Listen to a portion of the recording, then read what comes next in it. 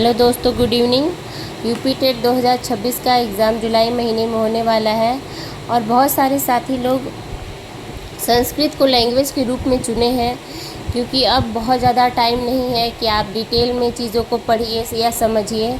अब तो बस यही है कि इन किन प्रकार आपको चीज़ों को लर्न कर लेना है और आपको एग्ज़ाम में उसका आउटपुट निकले। तो क्योंकि मैं भी एक गवर्नमेंट टीचर हूँ और मैं भी अपनी संस्कृत लैंग्वेज के रूप में ली थी और मेरा 30 में 28 नंबर आया हुआ था, इसलिए मैं अपना अनुभव शेयर करते हुए आपके साथ संस्कृत के कुछ इम्पॉर्टेंट टॉपिक्स थे जिससे मतलब कंफर्म है कि आपको 3 से 4 क्वेश्चन आना ही आना है। तो मैं कुछ मोस्ट इम्पॉर्टेंट क्वेश्चन आपको डेली 25-25 करके शेयर करूँगी और कोशिश करिएगा आप कि बस उसे देख लीजिए 2 से 3 बार। बहुत ज़्यादा उसको एकदम मतलब टाइम देने की ज़रूरत नहीं है किसी भी सब्जेक्ट पे। अब आप बस मैराथन के रूप में उसको देखिए, मैं तो यही कहूँगी। तो आप मेरे वीडियो को 2 से 3 बार बस देख लीजिए, कभी भी कुछ भी करते हुए कान में लगा लीजिए, हेडफोन देखते रहिए।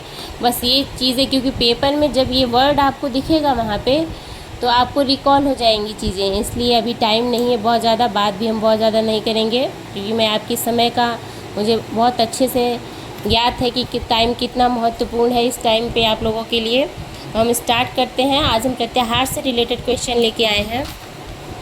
माहेश्वर सूत्र, जो लोग संस्कृत लैंग्वेज के रूप में लिए होंगे उन्हें माहेश्वर सूत्र तो आ ही रहा होगा। हम ये अपने आप से एक अनुमान लगा रहे हैं, लेकिन आप एक बार देख लीजिए आप लोग। अयूण रिलिक एऊंग एौच है वरट लर्ण यम गणनम झभय गर्दस जब गर्दस खप छटत चटतौ कपय सस्तर हल। ये है आपका माहेश्वर सूत्र।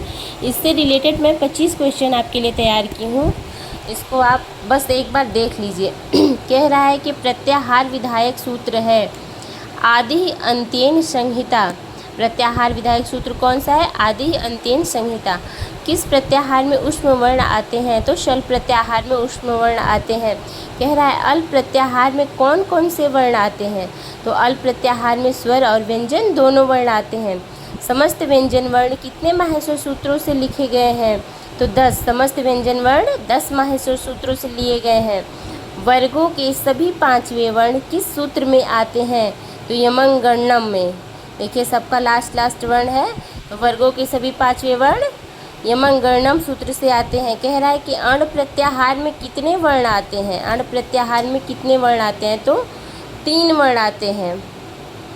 कह रहा है किस सूत्र में अ इत संज्ञक है? अब वहाँ पे इसके बारे में आपको डिटेल समझाएंगे तो ज़्यादा टाइम लगेगा और ना ही आप उतना समझ भी नहीं पाएंगे, लेकिन बस आप इतना जान लीजिए कि किस सूत्र में अ इत संज्ञक है। तो वहाँ पे ऑप्शन दिया रहेगा हल है, झभय है, लण है, कपय है।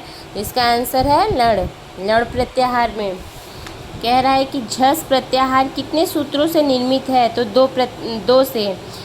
झस प्रत्याहार कितने सूत्रों से निर्मित है? तो 2 सूत्रों से। खय प्रत्याहार में कौन सा वर्ण सम्मिलित नहीं है? तो खय प्रत्याहार में यह नहीं सम्मिलित है। कह रहा है व्याकरण में व्यवहित प्रत्याहारों की संख्या कितनी है? तो प्रत्याहार की संख्या 42 है, लेकिन लघु सिद्धांत कौमुदी के अनुसार 43। आपको क्वेश्चन में 42 दिखेगा तो आप 42 ही लगाइएगा, लेकिन यदि 42 ना हो तो 43 लगाइएगा। किस प्रत्याहार में वर्गों के तृतीय वर्ण आते हैं? किस प्रत्याहार में वर्गों के तृतीय वर्ण आते हैं? तो जस प्रत्याहार में वर्गों के तृतीय वर्ण आते हैं। जब गणदस, ये है ना जब गणदस, तो सबका जब तीसरा वर्ण आ रहा है। कह रहा है वर्गों के चतुर्थ वर्ण कितने सूत्रों में कहे गए हैं? वर्गों के चतुर्थ वर्ण कितने सूत्रों में कहे गए हैं? तो 2 में कहे गए हैं। कह रहा है झलाम जस झस सूत्र में कितने प्रत्याहारों का प्रयोग हुआ है? तो 3। देखो ये झल जस झस, कितने झलाम जस झस सूत्र में कितने प्रत्याहारों का प्रयोग है? तो 3। कह रहा है यण प्रत्याहार का वर्ण नहीं है। यण प्रत्याहार का वर्ण नहीं है। अब यण प्रत्याहार में कौन कौन से आएंगे? तो र नहीं है, रा है, ला है, या है, ड़ नहीं है। यण र क्योंकि हलंत वर्ण आएगा ना, तो ड़ नहीं है। यण प्रत्याहार का वर्ण ड़ नहीं है। कह रहा है कि र प्रत्याहार में कितने वर्ण आते हैं? अब ये र प्रत्याहार आपको समझाना इसको बहुत डिटेल में पढ़ना पड़ेगा, तब आप ऐसे समझेंगे। कह रहा है र प्रत्याहार में कितने वर्ण आते हैं, तो 2 आते हैं, र और ल। र प्रत्याहार, बस ध्यान रखिए इतना कि र प्रत्याहार में कितने वर्ण आते हैं, तो 2 आते हैं, र और ल। कह रहा है कि स्वरों की गणना किस प्रत्याहार में की जाती है, तो अच प्रत्याहार में। स्वरों की गणना अच प्रत्याहार में की जाती है, स्वरों की गणना अच प्रत्याहार में की जाती है, बस इतना याद रखना है। उसके बाद कह रहा है कि प्रत्याहारों में वर्णों की गणना करते समय हलंत वर्ण छोड़ दिए जाते हैं। कह रहा है प्रत्याहारों में वर्णों की गणना करते समय क्या किया जाता है, तो हलंत वर्ण छोड़ दिए जाते हैं। कह रहा है वृद्धि संज्ञक वर्ण किस प्रत्याहार में आते हैं, वृद्धि संज्ञक आपको पता ही है, वृद्धि संज्ञक वर्ण किस प्रत्याहार में आते हैं, तो एच प्रत्याहार में आते हैं। संपूर्ण वर्णमाला किस प्रत्याहार के अंतर्गत आता है, संपूर्ण वर्णमाला किस प्रत्याहार के अंतर्गत आता है, तो अ से लेके ल तक, तो अल प्रत्याहार। कह रहा है बश प्रत्याहार संबंधित है, वर्ग किससे संबंधित है, बश प्रत्याहार, तो वर्गों के तृतीय वर्ण से, किससे, वर्गों के तृतीय वर्ण से।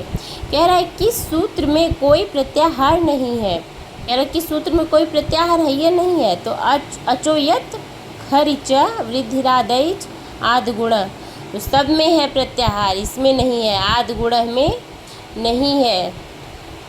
कह रहा है कि तोल सूत्र में किस प्रत्याहार का वर्णन है, तोल सूत्र में किस प्रत्याहार का वर्ण है, तो तोल में न तो तल का है, न अल का है, न रल का है, तो किसी का नहीं है, कोई प्रत्याहार का वर्णन नहीं है तोल सूत्र में।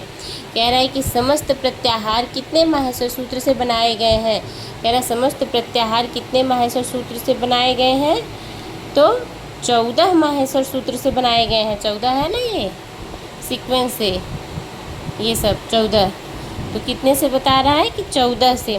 कह रहा है अण अच हल आदि की प्रत्याहार संज्ञा करने वाला सूत्र है, अण अच हल आदि की प्रत्याहार संज्ञा करने वाला सूत्र है, तो कौन सा, आदि अंत्येन संहिता। कह रहा है प्रत्याहार सूत्रों में सबसे बड़ा सूत्र कौन सा है, प्रत्याहार सूत्रों में सबसे बड़ा सूत्र कौन सा है, तो 11वां है, देखिए ना यहाँ पे 11वां कौन सा, ये वाला है, खप छठट चढ़तो, ये सबसे बड़ा है, तो वही पूछ रहा है प्रत्याहार सूत्रों में सबसे बड़ा सूत्र कौन सा है, तो 11वां सूत्र है। ठीक है, बस इतना ही क्वेश्चन है, इसको आप 2-3 बार रिपीट कर लीजिएगा, इसमें से पक्का 3-4 क्वेश्चन आएगा, बाकी और कहीं से अलग से कुछ कोई क्वेश्चन नहीं है। ठीक है, थैंक यू, और आप रिवीजन ज़रूर करिएगा। शुभ रात्रि।